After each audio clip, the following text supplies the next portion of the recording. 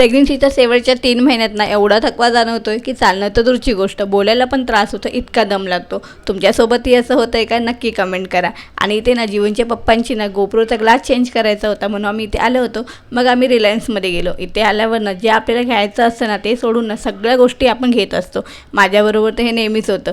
आणि त्यानंतर आम्ही घरी आलो. आता ही सायकल तिला ना किचनच्या पार्किंगशिवाय दुसरी जागाच नाही. आणि आमच्याकडे ना सध्या धुळाचे प्रमाण ना जास्त वाढले. काही सोपे उपाय असतील ना तर नक्की सांगा. त्यानंतर हे डेटॉलही आणले होते. आता त्याची जास्त गरज पडणार आहे का ते तुम्हाला माहीतच आहे. त्यानंतर जेवणाची तयारी करायला घेतली. आज जेवणामध्ये ना जीवनच्या पप्पांना मूग डाळीची तडका खिचडी हवीशी झाली. मग त्याची तयारी करायला मी इथे घेतली. आणि ना खिचडी खरंच खूप चवीला छान लागते. तुम्ही पण नक्की ट्राय करा. साधी सोपी आणि पचायला पण एकदम हलकी. म्हणून ना आमच्याकडे वरच्यावर ना कधीतरी ही बनवत असते मी. आणि त्यानंतर ना त्याच्याबरोबर ना मी ताकातल्या मिरच्या, लोणचं आणि दुपारची सुरणाची भाजी होती तेच खाऊन घेतलं. मग मस्त असं जेवण झाल्यावर ना हाताबरोबर ना किचन क्लीन करून घेतलं. मग हाताबरोबर भांड्यांचा पसारही आवरून घेतला.